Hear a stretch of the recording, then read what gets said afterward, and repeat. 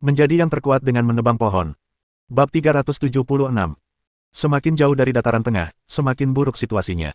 Wilayah dinasti Dali sangat luas, melebihi 10.000 mil dari timur ke barat dan dari utara ke selatan. Jika tidak ada kekuatan luar biasa di dunia ini, kerajaan feodal sebesar itu pasti tidak akan mampu dipertahankan. Namun, pada masa kejayaan kemakmuran, semakin jauh seseorang dari pusat pemerintahan, semakin kacau keadaannya, dan semakin lemah kendali istana kekaisaran. Sebagai contoh, Yunzu di perbatasan barat laut adalah tempat yang penduduknya garang dan tak terkendali, serta sering dihuni bandit. Dan sekarang, semakin banyak pria kuat di mana-mana. Orang-orang biasa harus berjalan berkelompok bahkan ketika berjalan di jalan resmi, dan mereka tidak berani berjalan di malam hari. Sebelum mencapai Yunzu, Xie Yuan melihat banyak desa yang hampir tidak memiliki rumah. Ia juga berhadapan dengan banyak bandit dan pengganggu, yang membuatnya tertunda beberapa saat. Berdiri di sebuah desa, setelah membunuh pengganggu yang menindas wanita di siang bolong, Xie Yuan mengerutkan kening dan melihat ke ladang yang ditumbuhi rumput liar, berpikir. Begitu kekacauan terjadi, bertani menjadi mustahil, belum lagi cuaca yang tidak menentu tahun ini. Bahkan dengan cuaca yang baik dan panen yang melimpah tahun depan, saya khawatir akan terjadi kelaparan yang belum pernah kita saksikan sebelumnya dalam sejarah. Lalu, bagi rakyat biasa ini, itu akan menjadi bencana yang sesungguhnya. Situasi tahun ini hanyalah pratinjau. Tahun depan dan tahun-tahun berikutnya akan menjadi tantangan terberat bagi masyarakat. Xie Yuan sepertinya pernah melihat catatan sejarah tentang 1 tahun kelaparan hebat, orang-orang saling memakan. Alisnya berkerut erat, tetapi ia merasa tak berdaya. Ini bukan sesuatu yang bisa dia ubah. Sekalipun dia meningkatkan kekuatannya dan menjadi Grandmaster, dia mungkin tidak bisa mengubah situasi keseluruhan orang-orang di dunia ini. Kecuali jika Anda menaruh pisau ke kepala kaisar dan membuatnya berhenti berfokus berurusan dengan keluarga bangsawan dan membuka matanya untuk melihat dunia. Atau mengumpulkan kitab suci sesegera mungkin, memahami jalan surga, mengakhiri malapetaka, mengundang kembali sang Grandmaster untuk mengawal situasi, menjaga keseimbangan, lalu menyapu bersih suasana kiamat ini, yang membuat semua orang, mulai dari pejuang hingga masyarakat biasa, begitu gelisah. Xie Yuan menoleh ke arah barat, dan samar-samar dapat melihat puncak pedang menjulang tinggi yang lurus seperti langit biru. Dia tidak bisa menutup mata terhadap ketidakadilan yang disaksikannya, jadi dia menunda untuk beberapa waktu. Namun, situasi belum sampai pada titik di mana seluruh tempat terbakar, jadi meskipun ada penundaan lebih lama lagi, dia akan mencapai perbatasan Yunzu dengan kecepatannya. Pergi ke Gunung Beidu dulu. Kalau tidak ada apa-apa di sana, pergilah ke Gunung Yun. Xie Yuan mengangguk pelan dan hendak melangkah ketika tiba-tiba dia merasakan sesuatu bergerak dalam pikirannya dan dia merasa seperti sedang dimata-matai. Dia mengangkat alisnya. Apakah ada yang mencari saya? Xie Yuan memandang ke arah timur dan, dengan penglihatannya yang terbaik, dia samar-samar dapat melihat 4 titik hitam mendekat dengan kecepatan yang sangat cepat. Yang memimpin adalah seorang pendeta Tao tua, dan 3 lainnya. Xie Yuan menyipitkan matanya dan melihat seorang pemimpin pengawal utama yang pernah dilihatnya di pintu agensi pengawal Huwei di prefektur Zhending. Pendeta Tao Dongming dan ketiga rekannya berjalan cepat tanpa berhenti sejenak, dan menyusul Xie Yuan di sepanjang jalan yang diambilnya menuju desa tempat ia melihat ketidakadilan. Saat mereka hampir mencapai perbatasan Yunzu, mereka berempat sedang melihat sekeliling ketika melihat sebuah desa di kejauhan. Desa itu tampak kacau balau, seolah-olah baru saja dirampok. Apakah Xie Yuan akan datang ke sana lagi? Sun Yidao bergumam pada dirinya sendiri, tetapi mendengar suara rendah Taois Dongming, dengan kegembiraan yang tertahan. Ketemu dia. Dia ada di desa. 3 orang lainnya terkejut dan menatap tajam, hanya untuk melihat sesosok tubuh di tengah desa, yang tampaknya sedang menatap mereka. Ketika mereka semakin dekat, ketiganya akhirnya menyadari bahwa itu adalah Xie Yuan. Sun Yidao tertawa terbahak-bahak. Akhirnya ketemu juga. Orang ini, munafik banget, pura-pura jadi bodhisattva penyelamat orang. Padahal, enggak juga. Kita masih belum ketemu juga.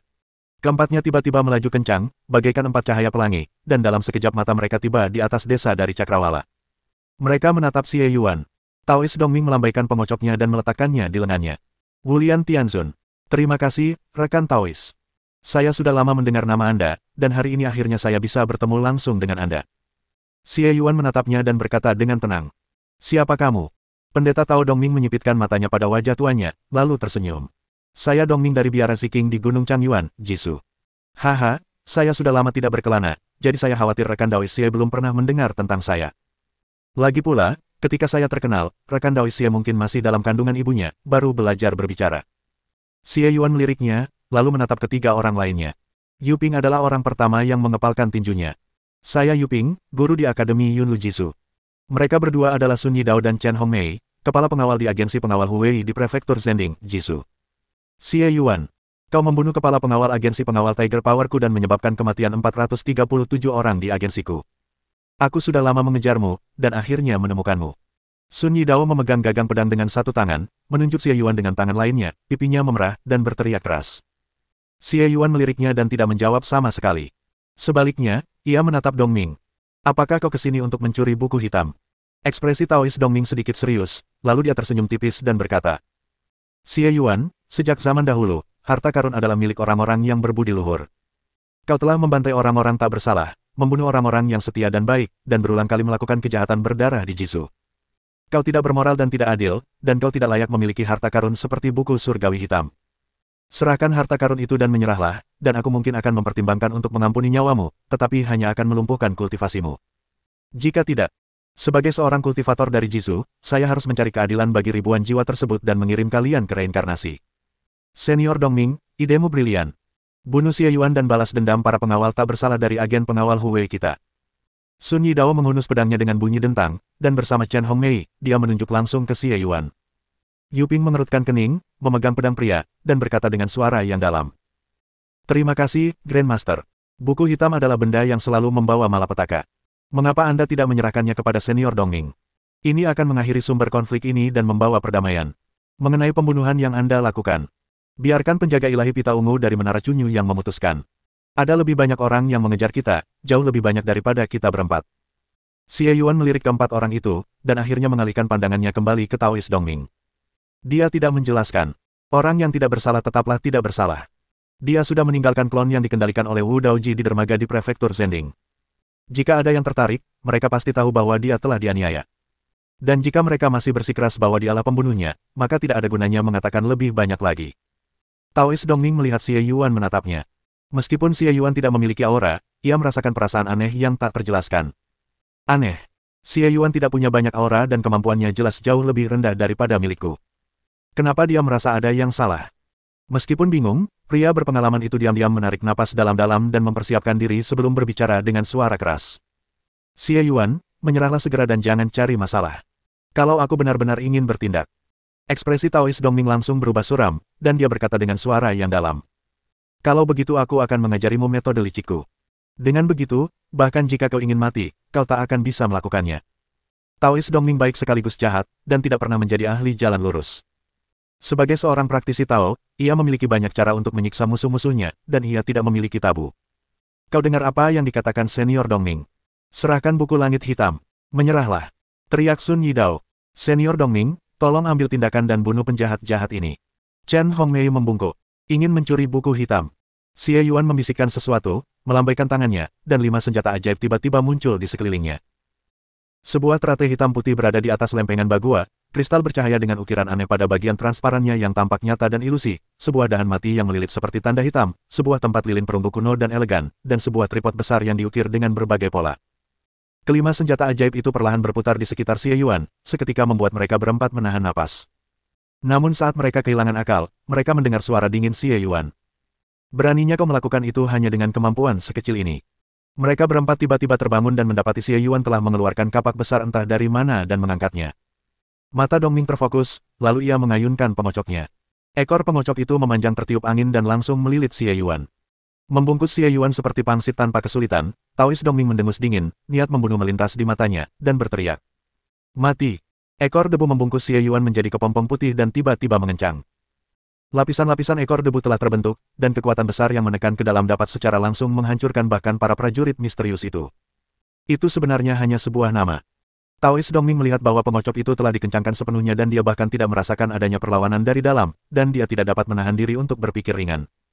Namun, sesaat kemudian ia menyadari ada yang tidak beres.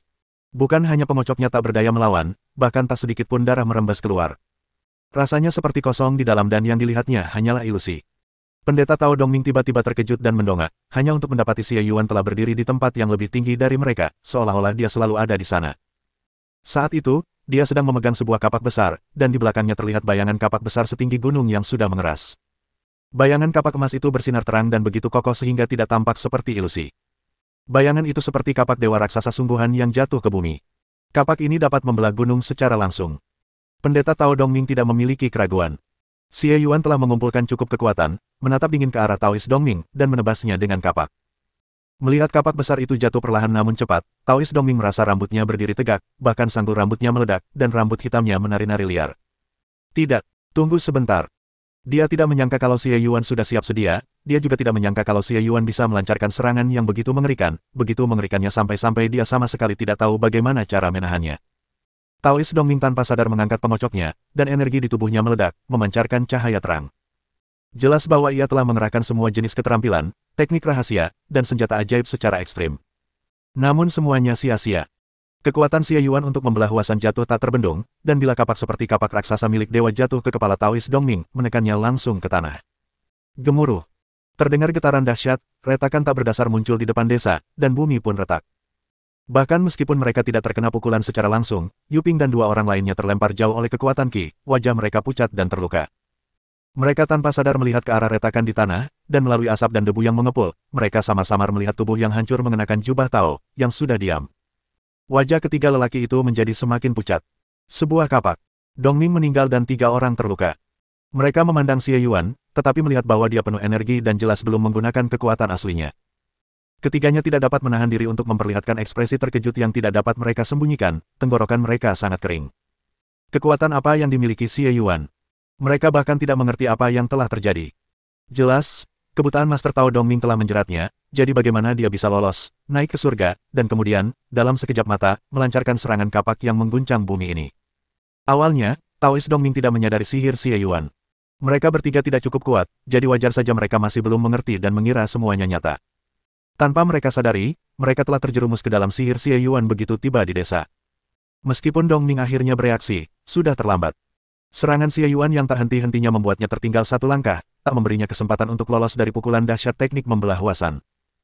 Xie Yuan mengandalkan kesadaran spiritualnya yang sangat kuat dan menggunakan teknik ilusi surgawi dan kekuatan untuk membelah Gunung Hua untuk menunjukkan rasa hormat yang besar kepada Taois Dongming, yang berada dalam daftar naga terbang.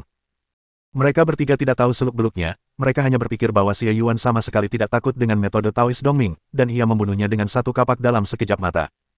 Mereka semua merasa bahwa Xie Yuan tak terduga dan seluruh tubuh mereka gemetar. Taois Dongming dulunya merupakan sosok yang kuat dalam daftar naga terbang. Setelah bertahun-tahun berlatih keras dalam pengasingan, kini ia memiliki kekuatan untuk masuk dalam daftar tersebut. Namun, di hadapan Xie Yuan, dia tidak bisa mengambil satu langkah pun. Jadi, apa sebenarnya kekuatannya? Mungkinkah itu seorang Grandmaster? Namun, sang Grandmaster telah menghilang dan berkelana jauh.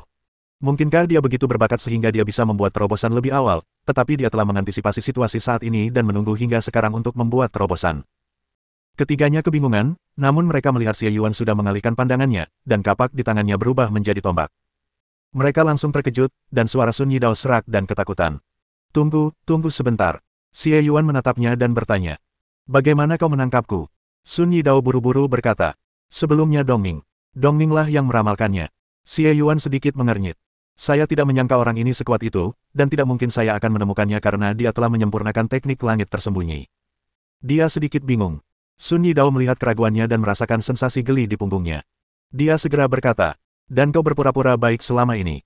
Kau selalu membantu yang lemah dan melawan yang kuat, meninggalkan jejak. Kami di sini untuk menemukanmu. Dan kau mengajari seorang pemuda seni bela diri, dan dia juga menunjukkan jalannya kepada kami. Xie Yuan semakin mengerutkan kening. Dataran tengah begitu luas, dan desa-desa yang ia bantu tidak berurutan. Bagaimana mungkin ia bisa menemukan semuanya dengan mudah? Dia tidak dapat memahaminya dengan jelas, jadi dia hanya dapat menghubungkannya dengan keberuntungan mereka. Namun, kata-kata Sun Yidao menarik perhatiannya. Ia menatap pemimpin pengawal yang ketakutan dan bertanya dengan dingin. Apakah kamu melihat anak laki-laki itu? Apakah dia memberitahuku di mana aku berada? Ya. Sun Yidao terkejut dengan tatapan itu dan berkata dengan suara gemetar. Ini semua rencana Dongming, dan tidak ada hubungannya dengan kita. Kepala agen pengawal, yang terbiasa melihat hidup dan mati, tidak akan begitu takut mati. Namun, metode yang digunakan Xie Yuan untuk membunuh Dongming terlalu mengejutkan, yang membuat Sun Yidao gemetar. Bagaimana mungkin seseorang di bawah Grandmaster mampu menggunakan kapak suci seperti itu? Suara Xie Yuan berubah dingin. Anak itu keras kepala dan sepertinya bukan orang yang akan mengkhianatiku. Kalaupun dia memberitahu keberadaanku, aku khawatir kalian akan menggunakan tipu daya. Benar atau tidak? Tidak. Sun Yidao dengan cepat membantahnya. Ya, dia menendang anak laki-laki itu dan hampir membunuhnya. Tiba-tiba terdengar suara dari samping, suara melengking Chen Hongmei. Sun Yidao merasa ngeri, matanya melebar. Chen Hongmei, apa aku menyinggungmu? Sial. Aku pernah menangkis pisau untukmu, memberimu suanbing, dan bahkan menyelamatkan hidupmu. Tapi aku mengatakan yang sebenarnya. Chen Hongmei tanpa sadar menjauh dari Sun Yidao dan mengedipkan mata pada Xie Yuan. Tuan Xie, visi Anda sungguh unik. Pemuda yang Anda hargai begitu setia sehingga ia tidak hanya merahasiakan keberadaan Anda, ia bahkan menghunus pedangnya ke arah Sun Yidao. Sun Yidao ingin membunuh kalian semua, tetapi untungnya saya menghentikannya. Kau jalang sialan. Dasar jalang bau, dasar selangkangan busuk. Sun Yidao sangat marah, tetapi sebelum dia bisa menyelesaikan kutukannya, Xie Yuan menghentikannya dengan serangan telapak tangan dari udara, yang menyebabkan beberapa giginya copot.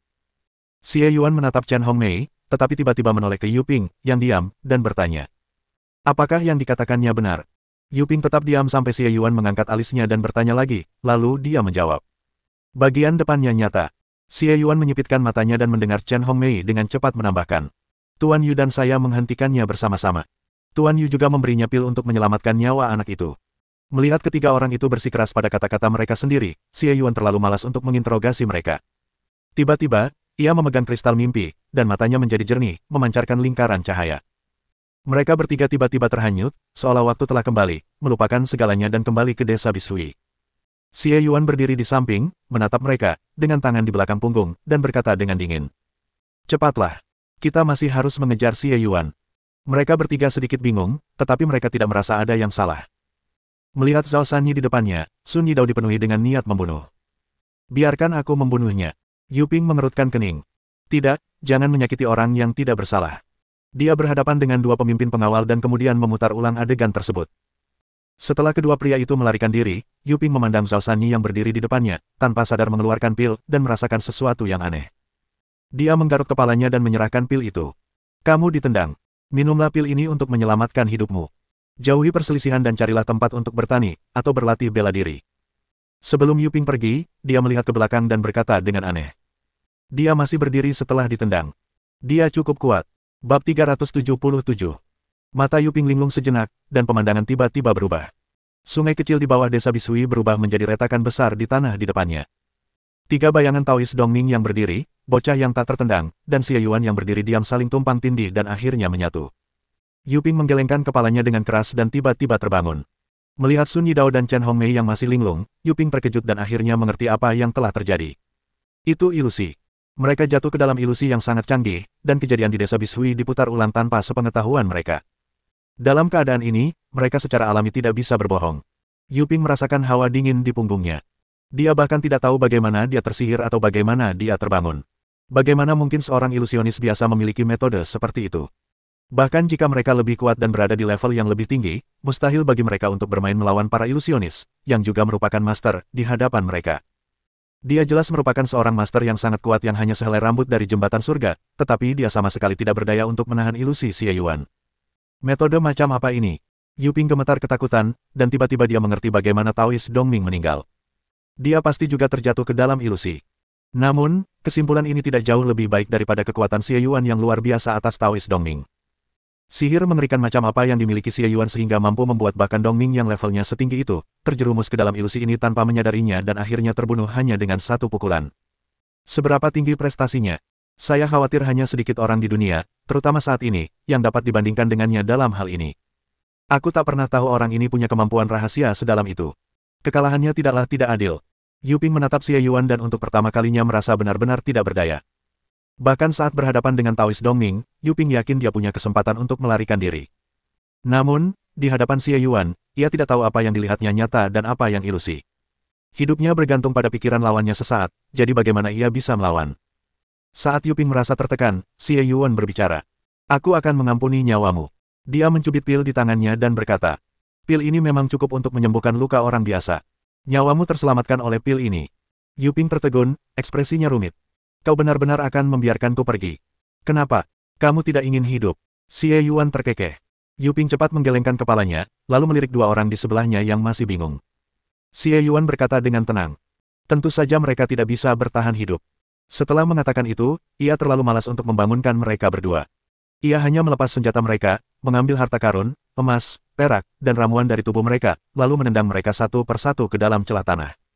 Keduanya terjatuh, masih dalam ilusi melarikan diri ke udara, dan mengira mereka masih mengejar Xie Yuan. Dua suara, embusan, teredam terdengar dari jauh. Dia ditendang dua kali tanpa persiapan apapun dan jatuh ke celah yang dalam di tanah.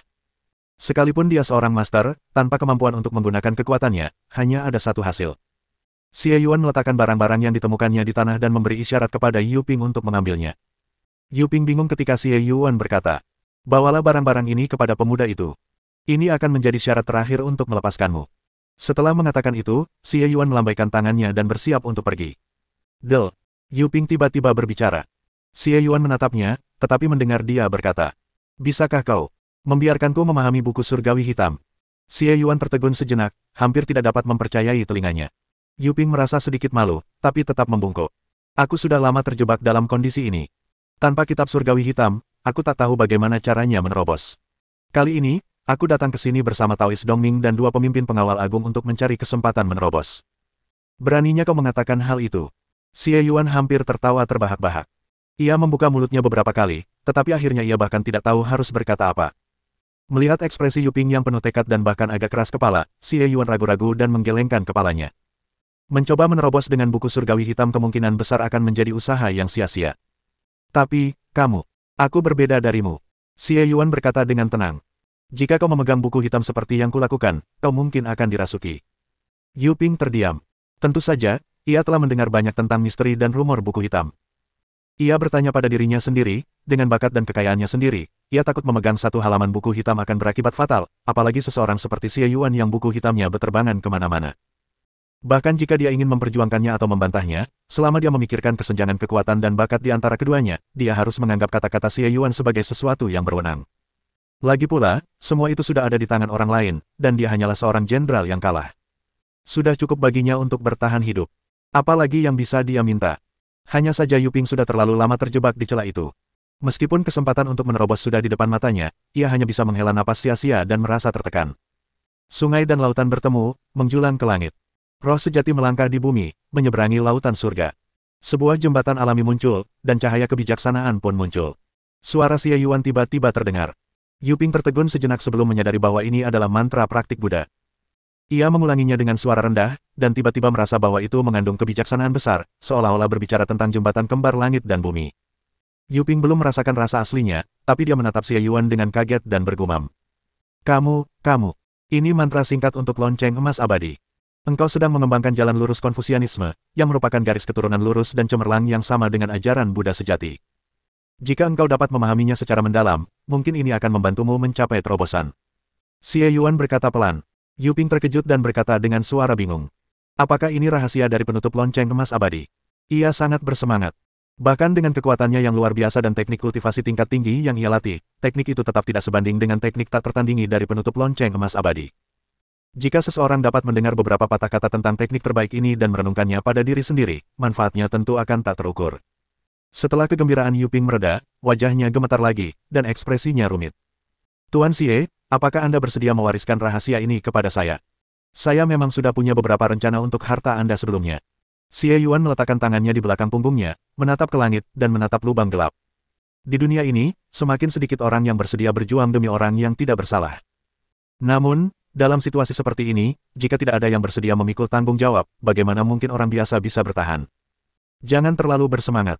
Ini hanyalah sebagian dari mantra, dan tentu saja bukan rahasia lonceng emas yang tak terhancurkan. Apakah ini dapat menginspirasi Anda? Terserah Anda.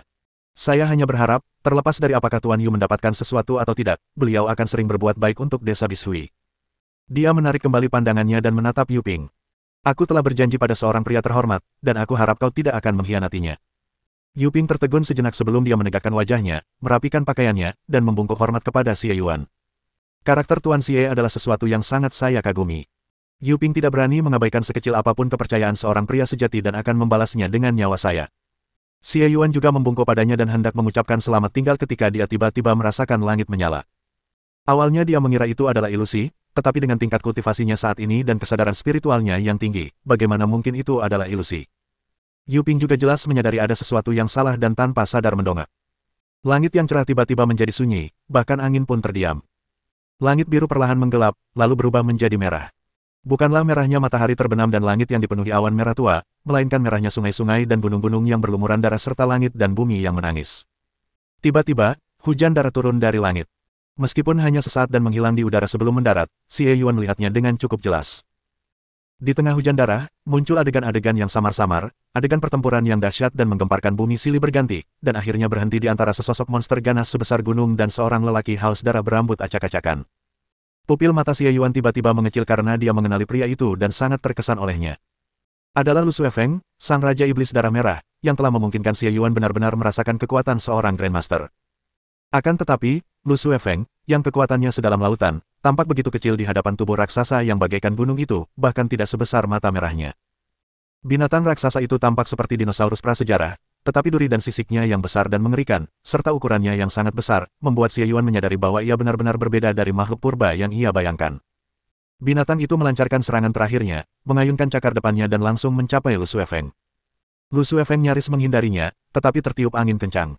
Ia tampaknya sudah kehabisan tenaga dan hanya bisa menghindar tanpa melakukan serangan balik. Setelah beberapa putaran, binatang raksasa itu hendak mengalahkan Lu Suefeng, tetapi tubuhnya tiba-tiba terhenti.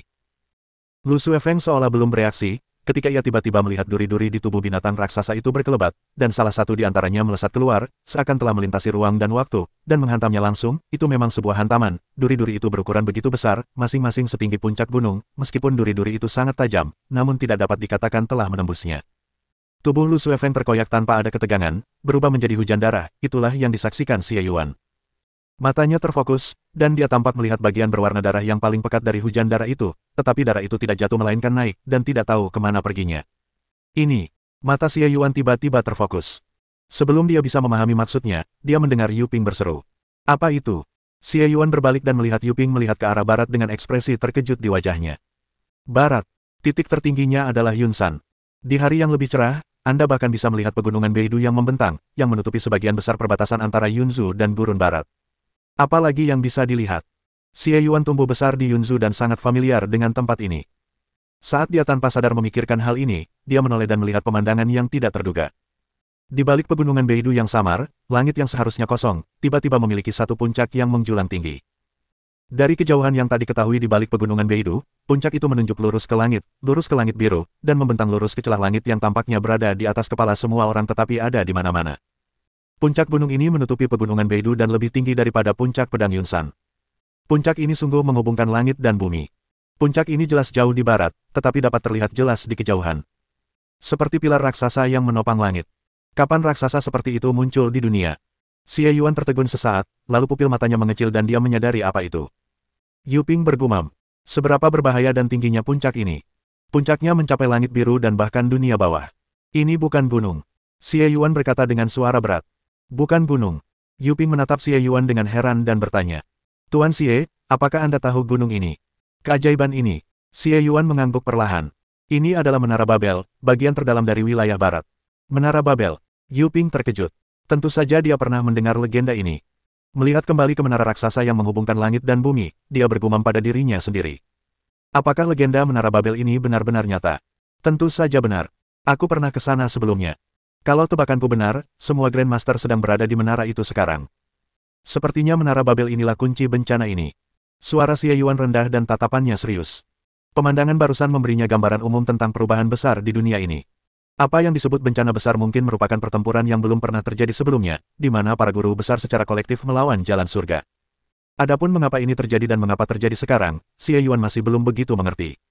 Pernahkah kamu ke Menara Babel ini? Dan di sana terjadi bencana besar. Apa itu bencana besar? Wajah Yu Ping setengah terkejut dan setengah bingung. Xie Yuan, semudah itu, benar-benar menginjakkan kaki di tempat legendaris ini. Masa kecil dan pengalamannya tentu sangat berbeda dengan seorang Grandmaster seperti dirinya, yang sudah menganggap hidup sebagai pengalaman yang luar biasa. Ada juga bencana besar. Meskipun semua orang dapat merasakan perubahan dunia baru-baru ini, hanya sedikit orang yang benar-benar memahami apa bencana besar ini. Bagi banyak orang, itu hanyalah perubahan peruntungan di akhir dinasti, dan ada juga perubahan seperti itu dalam situasi dan fenomena langit. Sejak pemberontakan 8 gerbang, situasi internal dinasti Dali menjadi rumit. Keluarga kerajaan tidak pernah memiliki seorang Grandmaster, dan Kaisar bahkan dibunuh secara langsung dalam insiden ibu kota. Kaisar baru sedang berjuang keras melawan keluarga-keluarga bangsawan. Situasinya korup dan bergejolak. Banyak orang telah menyimpulkan bahwa dinasti Dali akan hancur. Negara ini telah berdiri selama 1000 tahun, yang hampir merupakan waktu ketika dinasti berganti dalam sejarah. Xie Yuan hanya menggelengkan kepalanya, tanpa sadar membungkuk pada Yu Ping, berkata, jangan lupakan kepercayaan yang kau percayakan padaku, dan menghilang dari tempat itu dalam sekejap. Yuping hampir tidak melihat sosok Xie Yuan, tetapi dia samar-samar memperhatikan bahwa dia pergi ke barat, bertanya-tanya apakah dia sedang menuju ke Menara Babel. Terkejut oleh gerakan Xie Yuan lagi, wajahnya menunjukkan ekspresi rumit untuk sementara waktu. Ia menghela napas pelan, membungkuk dengan sungguh-sungguh ke arah Xie Yuan pergi, lalu pergi dengan berat hati. Xie Yuan melakukan perjalanan cepat sampai ke pegunungan Beidou. Ia lebih mengenal daerah Yunzhu, bahkan melihat perkemahan bandit di tempat-tempat yang pernah terjadi pertempuran sebelumnya, seperti di Gunung Jigong. Namun, tempat-tempat ini tidak lagi dihuni oleh sekelompok orang yang sama seperti sebelumnya. Xie Yuan memanfaatkan situasi ini untuk menghadapi beberapa bandit yang bahkan lebih ganas dari sebelumnya. Ia melewati Yunzhou, melewati Panlong, dan langsung menuju desa Xiaoxi. Hanya dengan sekilas pandang, ia menyadari bahwa keadaan telah berubah dan orang-orang telah kembali. Namun, Xie Yuan tidak berlama-lama. Keluarga Lilan telah lama dipindahkan ke lokasi yang lebih aman oleh Istana Pinky, jadi ia tidak perlu khawatir. Mantan teman Yunzhou dan Panlong juga menjaga diri mereka dengan baik. Xie Yuan memastikan keselamatan mereka saat ia lewat, merasa agak tenang. Kini, berdiri di lereng bukit desa Xiaoxi, ia bersiap untuk menuju jauh ke dalam Gunung Beidou, ke bekas lokasi keluargamu. Pada saat ini, cahaya ungu melintas di langit dan jatuh langsung ke arah Xie Yuan. Xie Yuan langsung waspada. Orang yang datang itu sangat kuat, jelas bukan master biasa. Ia sedang memegang gagang pedangnya dengan satu tangan dan menggenggam erat jiwa naga dengan tangan lainnya ketika ia menyadari bahwa sosok ungu itu sebenarnya adalah wajah yang familiar. Yunxing yang mempesona mendarat di depannya, dengan ekspresi terkejut di wajahnya. Kau di sini. Tunggu apa lagi? Ikutlah denganku ke surga di balik surga. Apa? Kenapa kau pergi ke surga di balik surga? Utusan Yun, bagaimana kau tahu aku di sini? Xie Yuan bingung. Yunxing tampak cemas dan menghentakkan kakinya. Hei, ibu mertuamu sudah pergi, dan putrimu dalam masalah besar. Aku kabur, kenapa kau tidak ikut aku untuk membantunya? Apa? Nona Qin. Mata Xie Yuan melebar, dan dia hendak ditarik oleh Yunxing. Tetapi dia segera berhenti dan melihat kembali ke hutan di lereng bukit dan ke arah kedalaman Gunung Beidou. Hei, kenapa kau masih berlama-lama? Kekasihmu mungkin kuat, tapi dia kalah jumlah. Kalau kau tidak pergi sekarang, mungkin sudah terlambat. Yunxing berteriak. Mendengar ini, Xie Yuan tahu bahwa situasinya kritis, jadi dia tidak peduli lagi. Dia bahkan tidak punya waktu untuk memikirkan bagaimana Yunxing menemukannya. Dia mengikuti Yunxing dan segera melarikan diri. Setelah mereka berdua pergi. Di hutan, Mu Chaoyun, berpakaian putih, tampak menjulang. Ia berdiri di sana untuk waktu yang sangat lama, menyaksikan Xie Yuan dan Yunxing menghilang di kejauhan. Bab 378. Xie Yuan mengikuti Yunxing dan terbang menjauh. Dalam sekejap mata, ia sudah jauh dari desa Xiaoxi dan melarikan diri 100 mil ke selatan. Melihat Yunxing tidak menunjukkan niat untuk berhenti, Xie Yuan mengerutkan kening dan bertanya. Utusan Yun, apa yang sebenarnya terjadi? Yunxing bahkan tidak berbalik dan melemparkan bungkusan itu. Tidakkah kau pikir kekasih kecilmu itu sudah lama tidak menghubungimu? Ini. Xie Yuan mengambil bungkusan itu dan mengenalinya sebagai milik Situkin. Ia tiba-tiba merasa bersalah, lalu khawatir. Dengan perhitungan ini, terakhir kali ia berkomunikasi dengan Situkin memang sudah lama sekali. Mereka memiliki alat komunikasi khusus, tetapi tidak dapat digunakan lagi sejak Situkin memasuki Tianwaitian. Bahkan di dunia kultivasi kuno, tempat ratusan aliran pemikiran saling bersaing, jarang sekali instrumen komunikasi magis yang melintasi ranah rahasia. Mengingat identitas kedua orang tersebut, meskipun mereka menggunakan hal-hal terbaik pada masanya, setelah kedua ranah tersebut dipisahkan, hanya metode tradisional yang tersisa. Terakhir kali Situkin mengatakan akan berlatih menyendiri di bawah bimbingan ibunya, Xie Yuan juga sibuk dengan urusan lain dan berkeliaran, tanpa repot-repot berkomunikasi. Jadi, rasanya sudah cukup lama berlalu. Xie Yuan merasa bersalah dan khawatir, mengerutkan kening dan bertanya. Utusan Yun, bolehkah aku bertanya apa yang terjadi di surga di balik surga? Apakah Nona Qin baik-baik saja? Awalnya dia baik-baik saja. Dia dirawat oleh ibunya. Apa salahnya? Nada bicara Yunxing agak aneh, dan dia tampak tidak terlalu puas. Tapi kemudian dia berkata, namun kemudian, seperti yang Anda ketahui, dimanapun para Grandmaster berada, mereka semua pergi ke sana. Dia mengangkat jari rampingnya dan menunjuk ke langit. Xie Yuan bertanya, tahukah Anda apa sebenarnya bencana ini?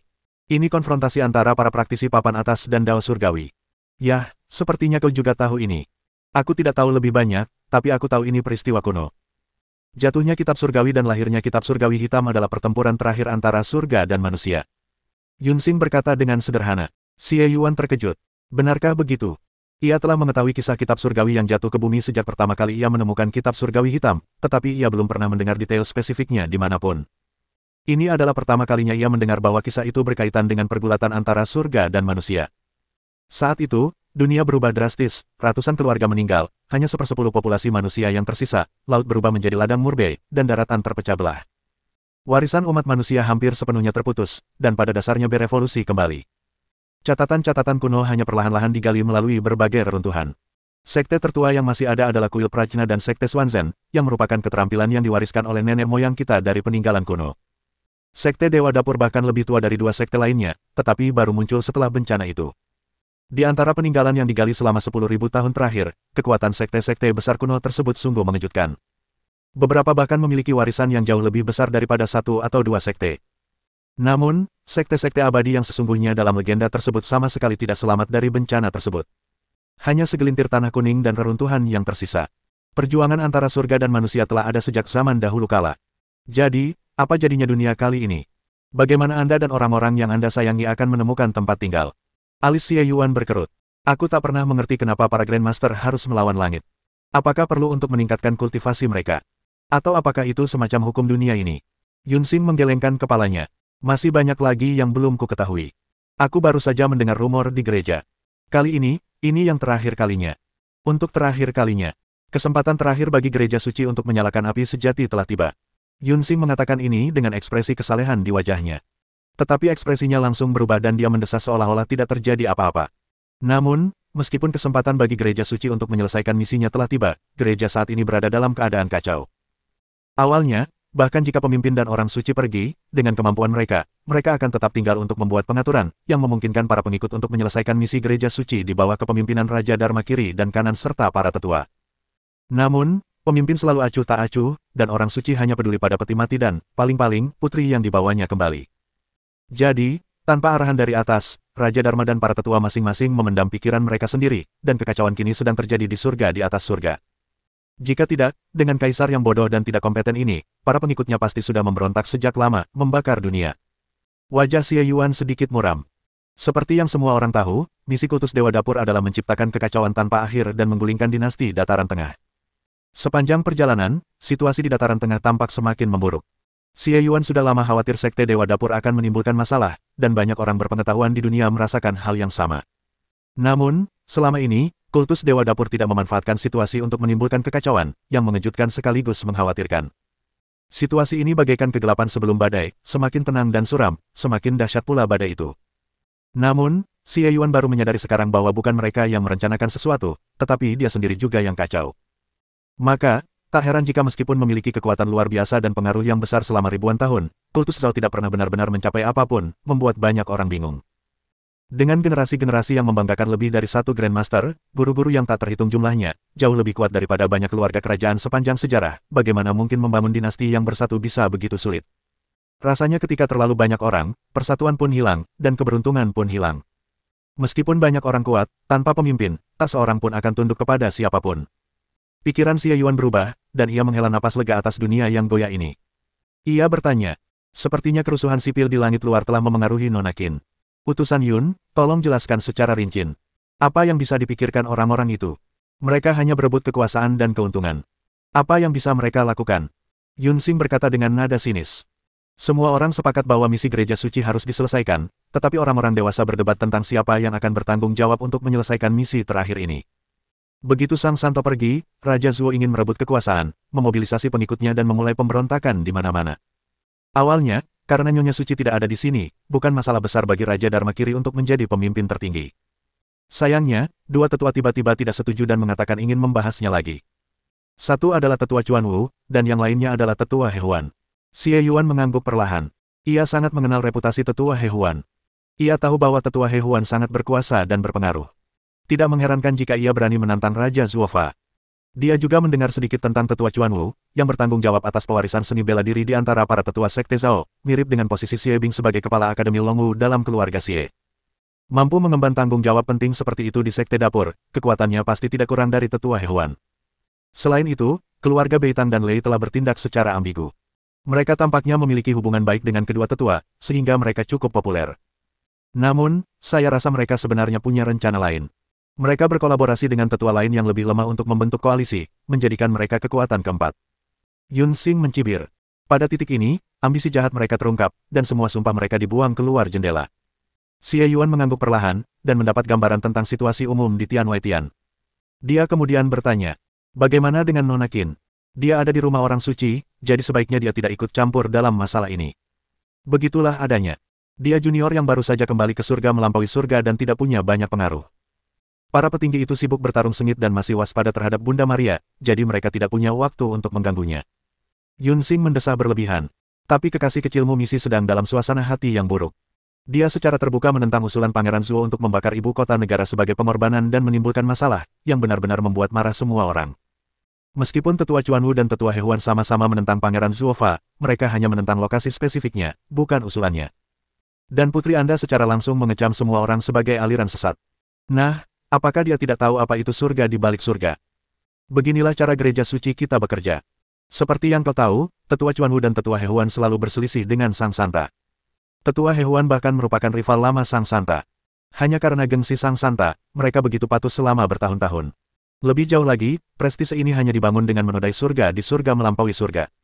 Jika bukan karena pertumpahan darah saat itu, hanya 2 dari 7 tetua agung yang berani menantang Raja Dharma.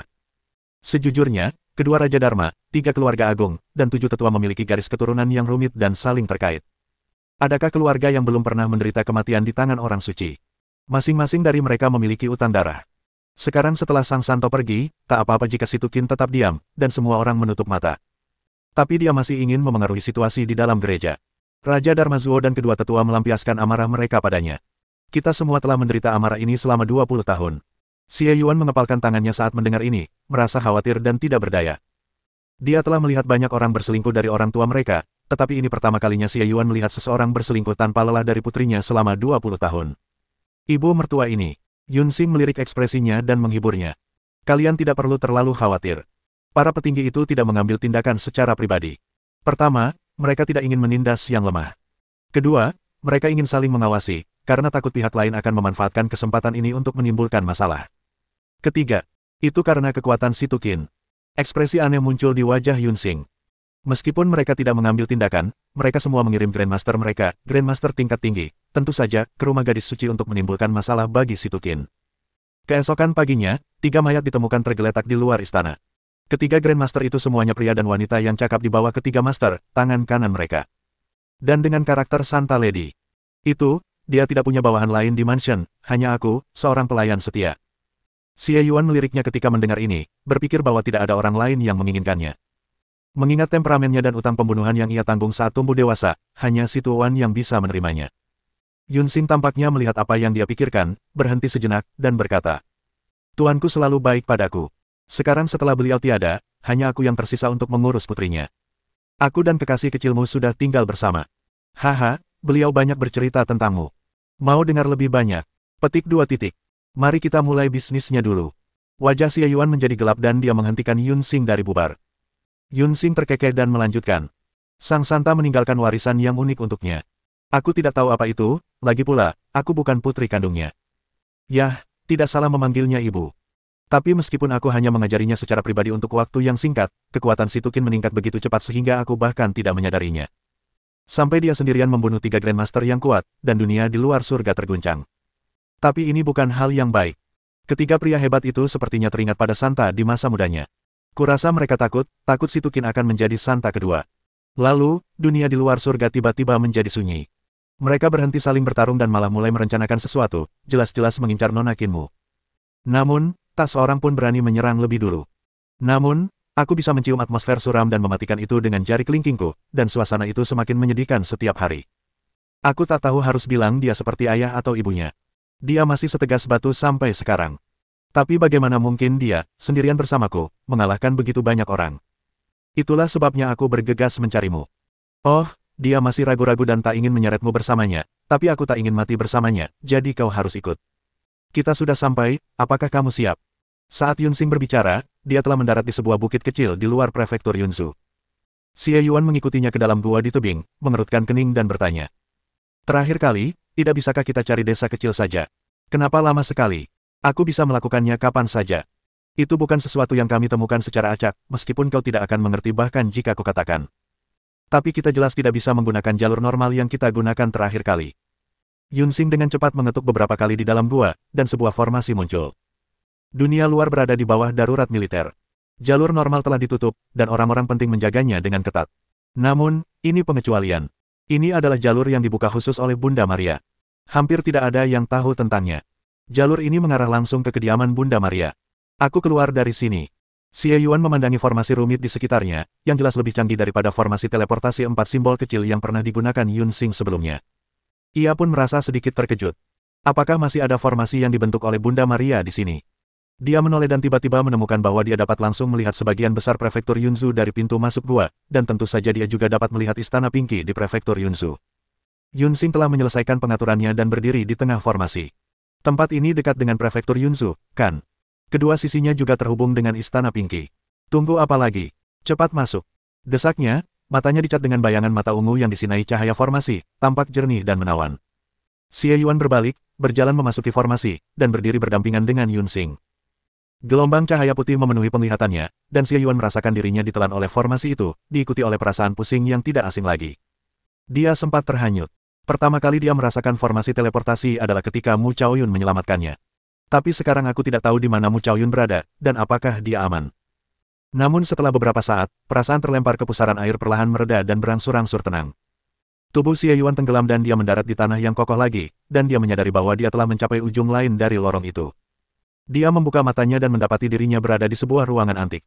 Tidak ada perabotan apapun di dalam ruangan itu, hanya ruang terbuka lebar dengan formasi yang tersusun di tengahnya, dan Yun Xing serta dirinya berdiri di tengah formasi itu. Melihat gaya ini, rasanya seperti saya pernah berada di istana Pinky, yang tersebar di beberapa tempat namun memiliki gaya yang menyatu. Tetapi pikiran ini hanya terlintas dalam benaknya sesaat, dan Xie Yuan tidak punya waktu untuk memikirkan hal lain. Tempat ini jelas digunakan sebagai ruang teleportasi. Tidak ada jendela di semua sisi, hanya dinding. Hanya ada pintu kayu di depan, yang tampaknya terbuka saat ini. Di luar pintu kayu, pengikut sekte Dewa Dapur yang tak terhitung jumlahnya berdiri rapat, dan beberapa yang terdepan begitu kuat sehingga bahkan Xie Yuan merasakan gelombang penindasan yang tak terlihat. Pada saat ini, mereka berdiri dalam barisan rapi, memegang senjata, menatap Xie Yuan melalui cahaya putih yang memudar. Bab 379. Adegan ini agak berbeda dari apa yang dibayangkan Xie Yuan. Dalam hayalannya, akan lebih baik jika si Tukin, yang anggun dan elegan, sudah lama menunggu di sini. Begitu melihatnya, ia akan langsung menghambur ke pelukannya bagai anak burung layang-layang, menggunakan pelukan hangat dan hatinya yang lapang untuk menghangatkan mereka berdua yang telah lama berpisah. Atau jika ada orang lain yang tidak sanggup melepaskannya, dia akan menunggu dengan penuh semangat, sambil memainkan lagu dengan anggun untuk menghilangkan rasa lelahnya dari susunan teleportasi. Atau mungkin wajar saja jika si Tukin tertekan, khawatir, dan tidak ingin mengadakan upacara penyambutan, tetapi ia merasa lega begitu melihatnya. Keduanya tetap tenang di tengah kepungan dan membahas situasi di Tian Wei Tian. Pokoknya intinya si Tukin harusnya ada di sini. Alih-alih sekelompok pengikut kultus Zhao yang mengamati mereka dengan penuh ketamakan, dan para guru yang memimpin mereka tampak kuat namun memiliki niat jahat. Xie Yuan memegang gagang pedangnya dan menoleh ke arah Yun Xing, namun melihat ekspresi Yun Xing yang datar dan alisnya terangkat. Bagaimana mereka bisa masuk? Oh tidak. Beraninya kau, Yun Xing. Raja Dharma telah mengeluarkan perintah yang jelas yang melarang siapapun masuk atau keluar. Sebagai pembawa api, kau menyelinap keluar dan bahkan secara terbuka melanggar aturan sekte dengan membawa orang luar ke surga di balik surga. Apa yang kau coba lakukan? Pria parubaya yang memimpin melangkah maju dan berteriak sambil mengangkat alis. Ia tampak mengagumkan, dengan pedang panjang di pinggangnya. Bahkan ketika pedang itu disarungkan, pedang itu tetap bersinar terang. Jelas sekali itu adalah senjata misterius yang luar biasa, dan sangat kuat. Yun Xing mengerutkan kening, wajahnya tertutup es, dan bertanya. Bei Tangfeng, ini kediaman Bunda Maria. Beraninya kau membawa orang masuk. Sambil memarahi musuh, dia diam-diam mengirim pesan kepada Xie Yuan. Ini Bei Tangfeng, seorang tetua keluarga Bei Tang dan senior Bei Tang Yue. Ia memegang posisi master pedang di sekte tersebut, memimpin 3.000 pengikut elit. Meskipun statusnya sedikit lebih rendah daripada 7 tetua altar suci, ia memiliki pengaruh yang sangat besar dan tak kalah kuat dari para tetua yang lebih lemah. Baik di dalam keluarga Bei Tang maupun sekte, ia memegang posisi terhormat dan pengaruh yang sangat besar, dan tak boleh diremehkan. Orang-orang di sebelahnya sedikit lebih lemah dari Bei Tangfeng, tapi itu hanya relatif terhadapnya. Jiling adalah adik dari kepala keluarga Ji saat ini, Raja Dharma Kiri Ji Hong. Ia adalah utusan asap spiritual di dalam sekte tersebut. Keahliannya tak terduga dan wilayah kekuasaannya sangat luas. Ia diharapkan untuk bersaing memperebutkan posisi tetua. Wanita yang menggodanya itu adalah Xin Meir, salah satu dari 4 gadis surgawi di bawah penatua He Huan. Dia telah menghisap sampai mati setidaknya 100 pria kuat di sekte tersebut, dan lebih dari 2 tangan Grandmaster. Ada juga cendekiawan berwajah gelap Gong Sun Ming, instruktur kedua di bawah tetua Chuan Wu. Banyak pembunuh yang diajarinya di sekte tersebut telah menjadi Grandmaster. Mereka benar-benar muncul di sini bersama-sama. Sepertinya mereka berencana menyerangku. Ini mengerikan. Yun Xing mengerutkan kening erat. Wajah Xie Yuan muram, tatapannya melirik cemas di antara beberapa orang dan kerumunan bawahan yang padat di belakang mereka. Untungnya, meskipun ia melihat tanda-tanda pertempuran dengan Bei Tangfeng, ia tidak melihat Situkin, juga tidak melihat tanda-tanda pertumpahan darah, yang membuatnya sedikit lega. Bei Tangfeng mendengus dingin ketika mendengar pertanyaan Yun Xing. Meskipun Situkin adalah putra Santo, ia tidak pernah menjalani upacara inisiasi dan tidak dianggap sebagai anggota gereja suci. Karena bukan anggota, ia tidak diizinkan tinggal di alam surgawi, apalagi di lokasi utama seperti kediaman Santo. Tuan Zuo Fawang dan Tetua He Huan telah mengeluarkan dekrit bersama untuk menangkap Situkin, orang luar yang menyusup ke gereja suci, dan untuk sementara mengambil alih kediaman Santo. Kediaman ini akan sangat berguna di saat kritis pemberontakan di dalam gereja. Meskipun kediaman Situan menyerupai istana kerajaan, sebenarnya tempat ini merupakan rumah bagi salah satu urat nadi tanah paling bergengsi di surga melampaui surga. Lebih lanjut, dengan sifatnya yang dominan, Situan telah memasang banyak formasi setelah kediaman tersebut selesai dibangun, yang menarik dan mengumpulkan energi spiritual. Energi spiritual di sini hampir melampaui energi spiritual istana Master Sekte, menjadikannya tempat paling diberkati di surga melampaui surga dalam hal energi spiritual. Jelas saja, mereka mengarahkan pandangannya ke tempat ini. Tatapan dinginnya menyapu Xie Yuan dan Yun Xing, khususnya terpaku pada Xie Yuan sesaat. Bei Tangfeng mencibir dan berkata, lagi pula, posisi seorang Santa seharusnya menjaga kemurnian jiwa dan raga serta melayani api suci. Santa itu melanggar aturan gereja, dan gereja telah menoleransinya berkali-kali selama bertahun-tahun, tetapi ia tetap membawa anak jahat ini ke dalam gereja. Situkin adalah anak jahat yang seharusnya tidak muncul di dunia ini. Bagaimana mungkin kita membiarkannya tinggal di sini selamanya? Sebelum dia bisa menyelesaikan kata-katanya, angin bertiup kencang.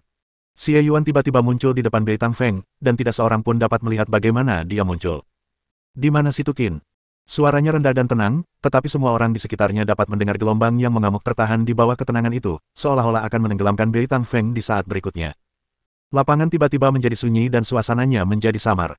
Yun Xing menjerit, lalu cepat-cepat menutup mulutnya, sedikit kecemasan dan kebingungan terlihat di matanya. Pria nekat ini, kenapa dia begitu bersemangat untuk langsung menyerang di depan orang lain? Belum lagi banyaknya orang di sisi yang berlawanan, bahkan Bei Tangfeng pun mungkin tidak mudah dihadapinya. Dia benar-benar kehilangan ketenangannya. Namun, gerakannya begitu cepat, bisakah saya melawannya? Seluruh tubuh Yun Xing menegang, tangannya menggenggam gagang pedang dengan tenang, siap menghunus pedangnya kapan saja dalam suasana yang mencekam dan menyesakkan itu. Tak satu pun dari para pengikut yang berdesakan itu bisa melihat dengan jelas gerakan Xie Yuan.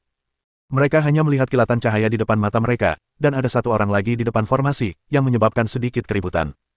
Namun, karena dikelilingi oleh 4 pria kuat di depan, mereka segera tenang. Ketiga tuan di dekatnya semuanya terkejut, tubuh mereka tanpa sadar menegang. Keterampilan gerakan hantu seperti apa? Mereka hanya bisa melihat bayangan samar, tetapi Xie Yuan sudah dekat. Ketiganya agak waspada, tetapi ketika melihat Xie Yuan menuju Bei Tangfeng, mereka sedikit rileks, tetapi tetap waspada. Mereka menggerakkan kaki sedikit dan samar-samar mengepung Xie Yuan di tengah. Cendekiawan berwajah gelap Gong Sun Ming sedang memegang penggaris dan mengamati Xie Yuan dari atas ke bawah dengan tatapan penuh selidik. Lengan baju Jiling berkibar, dan temperamennya tampak elegan. Namun, tatapan matanya saat menatap Xie Yuan dipenuhi rasa jijik dan waspada, dan tangannya menggenggam erat sebuah kapak kecil.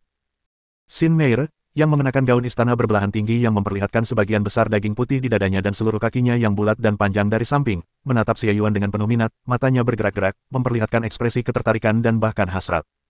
Hanya Bei Tangfeng yang menghadapi Xie Yuan, seolah-olah dia sedang menghadapi ombak yang mengamuk di bawah laut yang tenang, dan merasakan tekanan yang mengejutkan hatinya. Bagaimana ini bisa terjadi? Bei Tangfeng waspada, tetapi juga sedikit marah dan malu. Tentu saja dia tahu siapa yang ada di depannya. Xie Yuan, penjabat kepala keluarga Xie, penipu terkenal dengan latar belakang aneh, calon menantu orang suci, dan pembantu Yun Xing yang menyebabkan gangguan besar selama upacara penyalaan api di Gunung Suci. Terlebih lagi, dikabarkan bahwa dialah yang membunuh Ji Xuan dari keluarga Ji. Si jenius muda yang telah menjadi terkenal dan memiliki kehidupan legendaris dalam beberapa tahun terakhir ini mungkin dapat digambarkan sebagai keajaiban yang paling menarik perhatian dalam 2 tahun terakhir. Tapi, masih muda. Apa identitas Bei Tangfeng? Ia juga memegang posisi yang sangat dihormati di Sekte Zhao, sekte terbesar di dunia. Ia telah melihat banyak sekali jenius muda, dan bahkan 3.000 pengikut elitnya pun akan dianggap jenius jika mereka berada di luar Sekte Zhao. Namun tuan muda ini tidak takut saat melihatnya, bahkan berani menyerbu ke hadapannya. Wajah Bei Tangfeng semuram air, dan dia menghunus pedangnya tanpa mengucapkan sepatah kata pun. Ledakan. Terdengar suara guntur, dan kilat ungu turun dari atas istana, jatuh ke arah Xie Yuan bersama dengan pedang panjang Bei Tangfeng. Pisau ini dapat menyebabkan guntur jatuh dari 9 langit. Bayangan pisau itu bagaikan kilat, dan dalam sekejap mencapai kepala Xie Yuan. Udara yang tertusuk sudah mulai berbau gosong, dan menyebar kemana-mana. Namun petir yang tak terhentikan itu tiba-tiba berhenti. Bei Tangfeng hanya melihat sebuah tripod perunggu kuno tiba-tiba muncul di depan bilah pedang itu, lalu dia dan cahaya bilah pedang itu semuanya menjadi stagnan, seolah-olah dia tengah memikul sebuah gunung di punggungnya. Sebelum dia sempat bereaksi, dia melihat cahaya biru dingin datang langsung ke arahnya, dan dalam keadaan tak sadarkan diri, cahaya itu tampaknya berubah menjadi seekor naga ganas, menggigitnya dengan ganas. Fiuh! Jiwa naga melewati dadanya. Melemahnya kuali gunung dan sungai serta jiwa naga benar-benar menghancurkan mantra pelindung Bei Tangfeng dan menembus tubuhnya yang tinggi. Xie Yuan langsung mengangkat Bei Tangfeng tinggi ke udara dengan jiwa jiaunya, dan berkata dengan suara keras. Saya bertanya padamu, di mana si Tukin? Istana itu benar-benar sunyi, bagaikan hutan belantara yang sepi, hanya suara gemuruh Xie Yuan yang bergema di ruangan itu. Ratusan orang beriman menyaksikan pemimpin mereka yang dulu tak terkalahkan diangkat ke udara oleh sebuah tombak, mata mereka dipenuhi dengan keterkejutan dan kengerian, dan mereka semua tertegun. Pupil mata Gong Sun Ming tiba-tiba mengecil, dan dia merasakan sakit yang tak dapat dijelaskan di dadanya. Jiling membuka mulutnya lebar-lebar, dan tiba-tiba mengerti mengapa Ji Xuan dikalahkan. Xin Meir menunjukkan ekspresi terkejut. Ia menatap tombak yang menembus dadanya dan darah yang menyembur keluar, lalu tanpa sadar menjilat bibirnya yang menggoda. Yun Xing terkejut, dan wajahnya dengan ais hado ungu penuh dengan ketidakpercayaan. Dia benar-benar mengalahkan Bei Tangfeng hanya dengan satu tembakan. Orang kedua di keluarga Bei Tang, pemimpin 3.000 pengikut yang bersenjatakan pisau, master pedang Bei Tangfeng. Dia adalah seorang raksasa di sekte yang dapat bersaing dengan para tetua berikutnya. Selamatkan aku. Bei Tangfeng tertusuk jiwa naga, ditekan oleh kuali gunung dan sungai, dan digigit jiwa naga. Ia tak bisa bergerak sama sekali dan tak kuasa menahan diri untuk meraung serak. Dia tidak pernah menyangka bahwa dia tidak akan mampu menahan satu gerakan pun dari Xie Yuan. Dia mengambil inisiatif dengan pandangan sekilas, dan dengan kuali gunung dan sungai serta jiwa naga, tidak peduli seberapa tinggi kultivasi Bei Tangfeng, dia bukanlah tandingan Xie Yuan. Semuanya terjadi dalam sekejap. 3 tuan lainnya baru bereaksi ketika mendengar teriakan minta tolong Bei Tangfeng, dan langsung menyerang bersama. Penggaris Gong Sun Ming tiba-tiba tumbuh lebih panjang, menjadi benda raksasa sepanjang sekitar 10 kaki, dan menghantam Xie Yuan seperti panel pintu. Jiling, yang telah bersiap untuk menyerang, mengayunkan kapaknya, dan bilah kapak emas raksasa itu menebas balik Xie Yuan. Ini adalah keahlian unik keluarga Ji, jurus membelah langit, yang diwariskan dari leluhur mereka. Namun, karena Jiling telah mencapai alam jembatan ganda langit dan bumi, jurus membelah langitnya jelas jauh lebih unggul daripada Ji Xuan. Mata Xin Meir bergerak, dan ia mundur alih-alih maju. Ia melangkah ringan dan menghindar ke arah lemah serangan gabungan kedua orang itu. Xie Yuan pasti tidak akan mampu menahan serangan gabungan kedua orang ini. Karena dia ingin lari, dia hanya bisa berlari ke arah ini, dan kemudian dia akan bertabrakan langsung dengannya. Gaun istana Xin Meir terbuka, payudaranya menakjubkan, dan ia tampak memikat, menunggu Xie Yuan menabraknya. Namun, pita-pita di tubuhnya berkibar lembut, seperti ular berbisa, siap menyerang. Melihat ini, Yun Xing tiba-tiba berteriak dalam hati, "Oh tidak!" Dan langsung menghunus pedang ungunya. Sebuah bayangan ungu berkelebat, dan dia berubah menjadi petir ungu, membelah langit, menyerbu ke depan Xin Meir, dan menebasnya dengan pedang. Menurutnya, Xie Yuan hanya bisa menghindar dari sisi ini dan menghalangi Xin Meir untuk membantunya. Namun, yang mengejutkan semua orang, Xie Yuan tidak menghindar atau menghindar, tetapi hanya berdiri di sana dengan pandangan kosong, membiarkan penguasa raksasa sebesar panel pintu dan cahaya kapak emas yang mengerikan itu mengenainya. Ledakan. Ledakan dahsyat itu disertai cahaya yang begitu terang sehingga mustahil untuk membuka mata. Jeritan samar terdengar di tengah cahaya itu, yang terdengar sebentar lalu menghilang. Mendengar teriakan itu, raut wajah Gong Sun Ming dan Jiling sedikit berubah, tanpa ekspresi gembira sedikitpun. Jelas itu bukan teriakan Xie Yuan, melainkan teriakan Bei Tangfeng. Dengan tingkat kendali seperti itu, mereka tentu tidak akan melukai rekan-rekan mereka secara tidak sengaja. Sekalipun Xie Yuan berniat menggunakan Bei Tangfeng sebagai perisai, mereka yakin bisa melewatinya, atau setidaknya membiarkan mereka berdua mati bersama.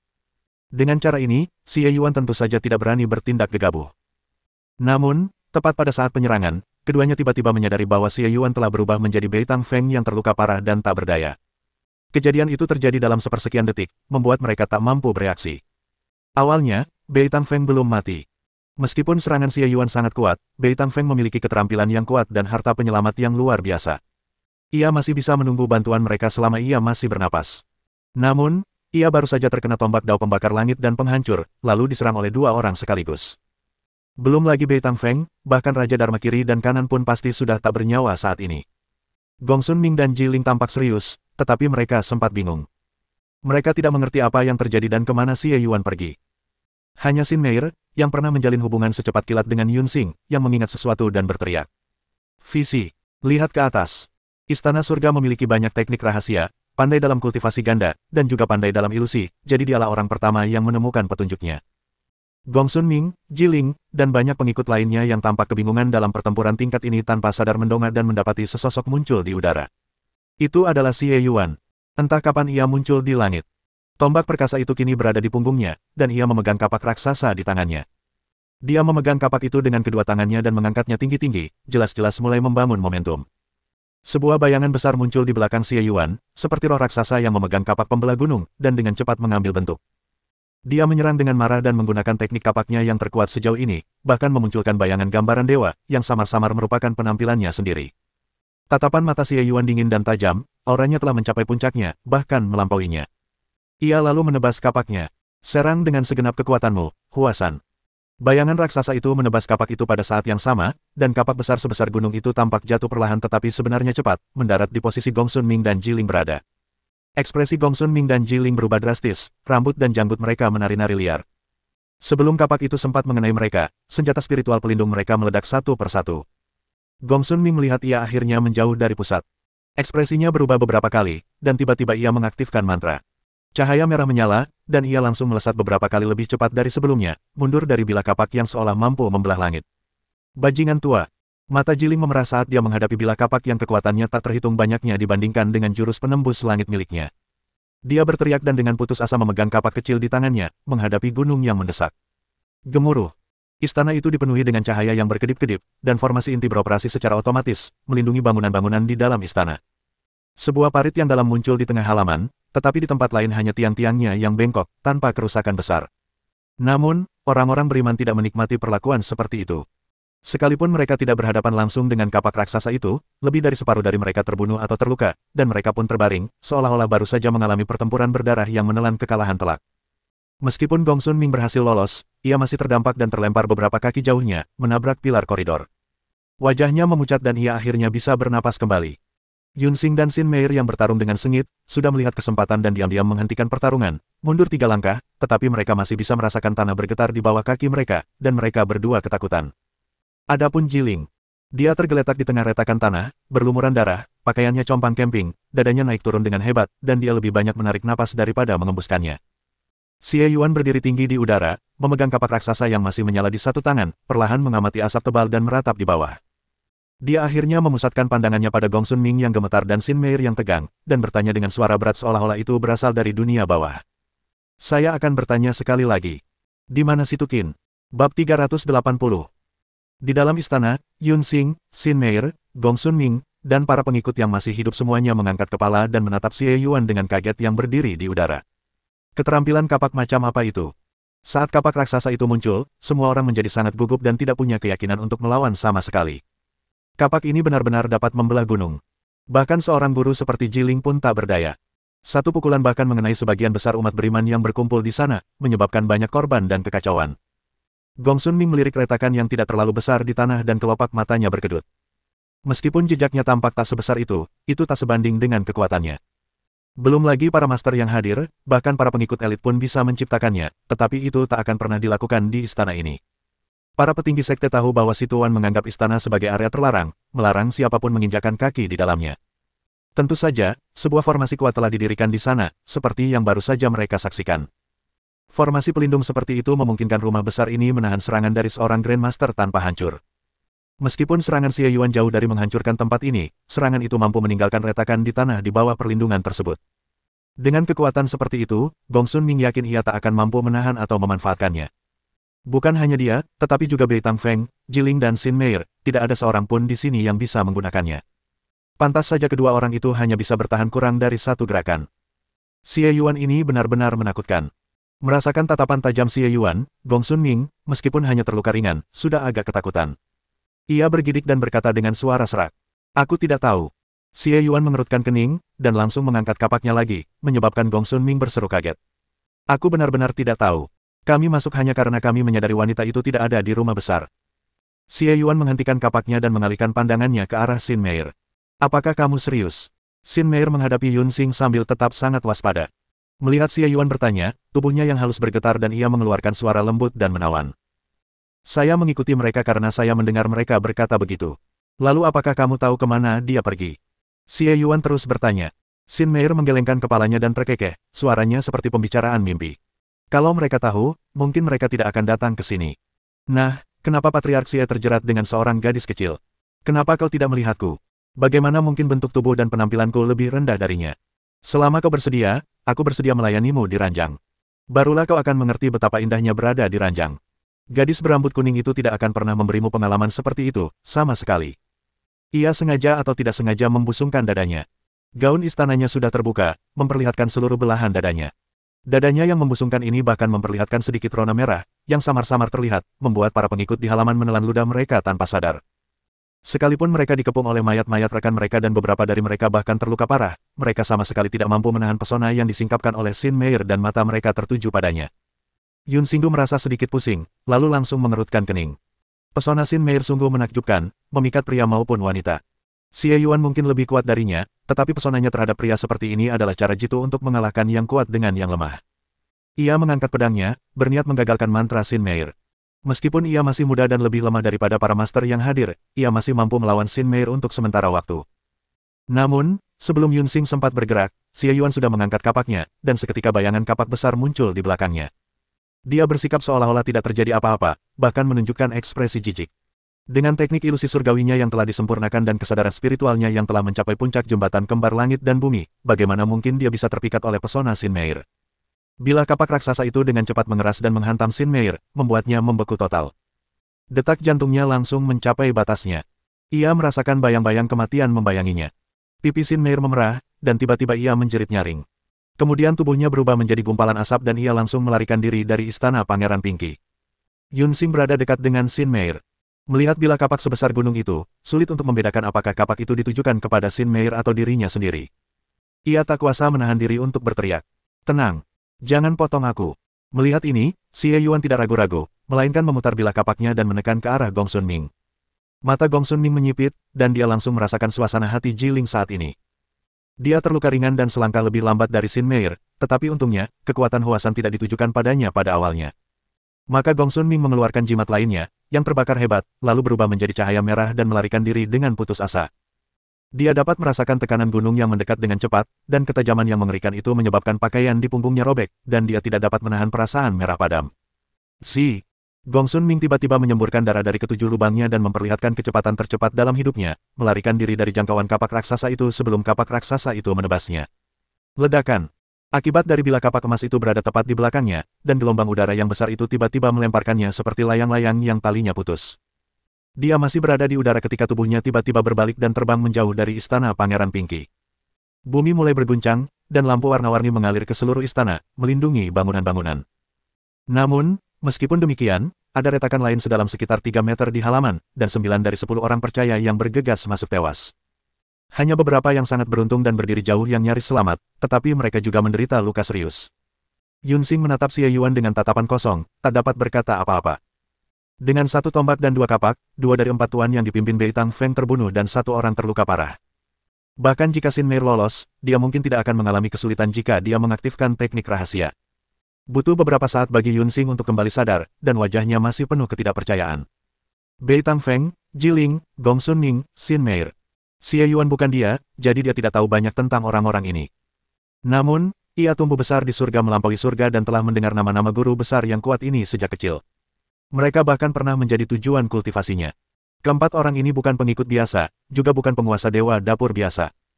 Masing-masing dari mereka memegang posisi kunci di gereja, pejabat tinggi atau bahkan pemimpin faksi masing-masing, dan merupakan tokoh berpengaruh yang perkataannya berpengaruh di dalam kultus dewa dapur. Namun di hadapan Xie Yuan, para petinggi ini bagaikan ayam dan anjing yang menunggu untuk disembelih, bahkan mereka harus berjuang sekuat tenaga agar dapat bertahan hidup. Kapan orang ini menjadi begitu kuat? Yun Xing menatap kosong ke arah Xie Yuan saat dia jatuh dan berdiri di depannya, lalu melambaikan tangannya di wajahnya. Apakah dia telah kehilangan jiwanya? Bah, kamu yang amnesia. Yun Xing meludahkan seteguk rasa jijik, menepis tangan Xie Yuan, lalu melanjutkan dengan ekspresi rumit. Atau, apakah kau benar-benar amnesia akhir-akhir ini? Jiwa di tubuhmu sekarang adalah jiwa lain, bukan Xie Yuan yang dulu. Menurutnya, kekuatan Xie Yuan selalu meningkat pesat, tetapi sekarang begitu cepat sehingga ia tak bisa membayangkannya. Ia hanya bisa menjelaskannya sebagai orang yang berbeda. Itu benar, tetapi itu bukan hal yang baru. Xie Yuan menggelengkan kepalanya. Mereka bilang Nona Qin tidak ada di rumah besar. Bagaimana mungkin dia pergi? Kau tahu kemana dia pergi? Yun Xing mengerutkan kening. Secara logika, dia seharusnya tidak meninggalkan istana sekarang. Dengan terbentuknya istana ini, dia ada di sini untuk menjaganya, sehingga menyulitkan orang lain untuk menyerang. Tapi jika dia keluar, ada banyak orang di sekte yang mengincarnya dengan iri, dan itu jauh lebih tidak aman daripada menunggu di sini. Mari kita lihat ke dalam istana. Dia tidak dapat mengetahui alasannya, jadi dia dan Xie Yuan berkeliaran di istana seperti angin puyuh. Saya memeriksa ruang belajar, kamar tidur, panggung piano, dan paviliun tepi air, tetapi tidak ada petunjuk. Berdiri di ruang belajar, Xie Yuan mengerutkan kening, khawatir tentang keselamatan Si Tukin, ketika dia mendengar Yun Xing berkata. Kenapa dia menaruh lembaran musik ini di sini? Dia biasanya selalu merapikan rak bukunya. Yun Xing mengeluarkan sebuah buklet dari rak buku, membolak-baliknya, dan berkata. Ini lagu baru, ya.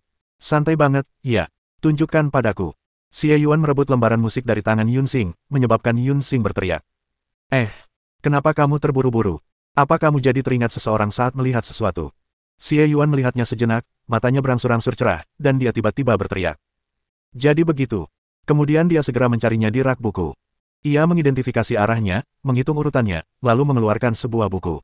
Ketika ia menurunkannya, ia melihat bahwa itu adalah buku geografi dunia luar. Tianwei Tiantian seluas satu negara. Luasnya jauh lebih besar daripada wilayah rahasia biasa. Mungkin lebih tepat disebut dunia kecil. Setelah mendapatkan buku geografi, Xie Yuan membolak-balik halamannya dengan cepat, menghitung dalam hati, lalu tiba-tiba berhenti. Xian Renyuan. Tempat apa ini? Bagaimana cara ke sana? Xie Yuan melihat halaman itu dan mendapati hanya ada nama tempat dan pengantar yang samar, tetapi tidak terlalu detail. Ia pun tak kuasa menahan diri untuk menatap Yun Xing. Yun Xing melihat tindakan Xie Yuan, seolah-olah dia telah menemukan sesuatu dan menemukan petunjuk. Dia tercengang. Tidak, kamu menemukannya. Bagaimana kamu menemukannya? Lembaran musik itu diwariskan kepadaku olehnya. Menggunakan 5 not untuk mewakili 5 elemen, lalu menggunakan not tersebut untuk menunjukkan arah, adalah metode unik yang ia ciptakan. Ia pernah menceritakannya kepadaku. Itu sesuatu yang ia ciptakan untuk mengisi waktu semasa kecilnya. Xie Yuan berkata perlahan. Ketika Si Tukin masih muda, situasinya sangat tegang. Ia tidak pernah keluar rumah dan tidak punya teman. Ia harus menghibur diri dan menciptakan kodenya sendiri. Ketika Xie Yuan melihat partitur musik, dia tiba-tiba teringat hal ini dan segera menemukan tempat yang ditunjuk oleh kode tersebut. Yun Xing menatap Xie Yuan dari atas ke bawah, lalu berkata sambil mendesah. Kita benar-benar selaras satu sama lain. Tapi, abis abadi. Dia melihat halaman geografi dan mengerutkan kening. Xie Yuan melihat ekspresinya dan berkata dengan suara yang dalam. Ada apa? Tidak juga. Hanya saja, jurang abadi ini dulunya merupakan tempat terpencil di surga melampaui surga, dan konon katanya berkaitan dengan asal-usul surga melampaui surga. Jadi, sekali. Benar. Ketika gereja suci pertama kali berakar di sini, mereka menemukan jurang abadi dan mengirim banyak orang kuat untuk menjelajahinya. Namun, berapapun banyaknya orang yang pergi, tak seorang pun kembali. Ini termasuk pemimpin saat ini. Saat itu, gereja suci bahkan mempertimbangkan untuk mundur dari surga di balik surga. Namun, alam rahasia seperti itu sungguh langka, cukup untuk meletakkan fondasi bagi gereja suci, sehingga mereka akhirnya mengertakkan gigi dan tetap tinggal. Untungnya, selain kabut abadi dan jurang tak berdasar yang tak terduga, jurang abadi tidak memiliki dampak lain. Hingga suatu hari, kabut perlahan mulai menghilang, dan bertahan selama 100 tahun. Setelah 100 tahun, akhirnya kami melihat dasar jurang dan menemukan seseorang duduk bersila di sana. Sosok itu mengenakan jubah dan bulu seperti burung bangau, kulitnya seputih giok, dan wajahnya tampak muda dan hidup, seperti makhluk abadi yang terbuang, namun tak ada jejak kehidupan dalam dirinya. Seorang pejuang pemberani mencoba menyelam ke dalam jurang, tetapi mendapati bahwa tanpa kabut, ia dapat bergerak bebas dan tak menghadapi bahaya. Ia berjalan langsung menuju makhluk abadi itu. Lalu, sang keabadian lenyap begitu saja di hadapan sosok-sosok kuat yang tak terhitung jumlahnya di atas dan di bawah jurang. Gereja suci mencari jurang ini selama 100 tahun, tetapi tidak menemukan apapun. Setelah kabut menghilang, jurang ini menjadi ngarai biasa, dan tidak ada jejak keabadian yang ditemukan. Jadi, terlepas dari banyaknya legenda, Immortal Abyss secara bertahap tidak lagi menjadi area terlarang. Xie Yuan mengangkat alisnya ketika mendengar ini. Ada cerita seperti ini. Ya, ada banyak legenda berbeda tentang jurang abadi. Bahkan setelah ribuan tahun, masih belum jelas apakah legenda itu benar atau salah. Dahulu, ada desas-desus bahwa sosok itu adalah dewa kuno yang membuka dunia kecil di luar surga. Ia duduk bermeditasi di sini dan meninggal dunia, dan tidak diketahui berapa tahun berlalu sebelum kekuatan sihirnya akhirnya habis dan kabut menghilang. Jika kita dapat menemukan jasadnya, kita mungkin berharap untuk mencapai keabadian. Tapi rumor hanyalah rumor. Belum ada yang menemukannya, jadi kegembiraannya perlahan memudar. Sekarang, Xian Renyuan hanyalah tempat biasa dengan sedikit cerita. Tidak ada kekuatan spiritual dan harta spiritual di sana, jadi hanya sedikit orang yang datang ke sini. Setelah Yun Xing selesai berbicara, dia melihat keluar dan mendesak. Karena kita sudah menemukannya, ayo cepat pergi. Aku khawatir kalau kita menunda lebih lama lagi, orang yang benar-benar kuat akan datang. Suara pertempuran yang dahsyat, terutama bayangan kapak yang membelah gunung, telah menyebabkan keributan di sekitar rumah besar itu. Kedua pria itu bergerak sangat cepat, tetapi butuh waktu. Xie Yuan mengangguk dan hendak berangkat ketika tiba-tiba ia merasakan kesadaran spiritual yang kuat mendekatinya. Di belakangnya, sesosok dengan kekuatan mengerikan tampak bangkit dan menyerbu ke arahnya dengan kecepatan yang sangat tinggi.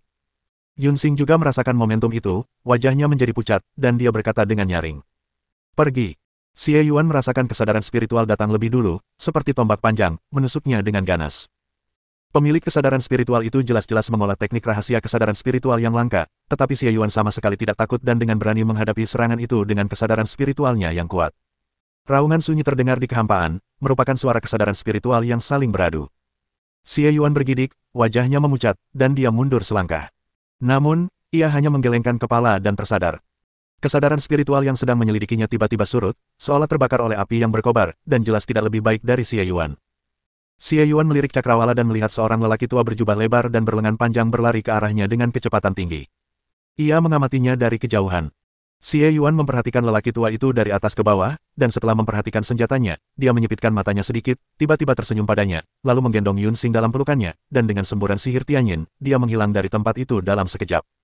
Orang tua berlengan lebar itu melesat ke langit di atas istana, tetapi dia masih terlambat satu langkah. Matanya bagaikan seekor elang, mengamati ke sana kemari, dan kesadaran spiritualnya telah menyapu ke dalam dan keluar beberapa kali, tetapi tidak menemukan apapun. Dia hanya melihat banyaknya korban di antara para pengikut di istana, dan Jiling di celah tanah. Wajah lelaki tua itu tiba-tiba berubah. Ia bergegas menuruni celah tanah, membantu Jiling berdiri, dan menyalurkan energi sejatinya ke dalam dirinya. Akan tetapi, Jiling sudah meninggal, dan sekuat apapun kemampuannya, mereka bagai batu di lautan, tak ada respons. Jiling, Jiling. Orang tua itu menjerit sedih, matanya menyala-nyala karena amarah. Xie Yuan, kamu berani sekali. Teringat akan senyum provokatif Xie Yuan, wajah lelaki tua itu menjadi makin muram, begitu gelap hingga seolah-olah air menetes keluar. Namun, dia akhirnya diizinkan melarikan diri, dan betapapun marahnya orang tua itu, hal itu tidak ada gunanya untuk saat ini. Setelah sedikit tenang, lelaki tua itu menatap medan perang lagi dan perlahan menjadi sedikit takut. Selain Jiling, ada orang-orang dari 3 keluarga lain, dan banyak sekali pengikutnya. Akibatnya, mereka terbunuh dan terluka parah oleh Xie Yuan. Pada akhirnya, dia pun pergi dengan tenang tepat di bawah hidungnya, dan dia tidak dirugikan dalam pertempuran kesadaran spiritual. Ekspresi lelaki tua itu menjadi sangat serius, dan dia bergumam. Terlalu cepat. Kau tumbuh terlalu cepat. Tidak, aku tidak bisa membiarkanmu terus. Kau telah membunuh begitu banyak orang di keluarga Jiku. Sekarang setelah kau datang ke Tian Weitian, aku tidak akan membiarkanmu pergi. Perintah telah dikirim, tutup semua pintu masuk dan keluar. Semua anggota sekte dikerahkan untuk mencari Xie Yuan, pencuri yang menerobos masuk ke alam surgawi. Sesuai perintah Anda, Yang Mulia. Para pengikut yang baru saja mengikuti lelaki tua itu membungkus serempak, lalu langsung bubar, melaksanakan perintah penguasa langit luar saat ini. Bersambung.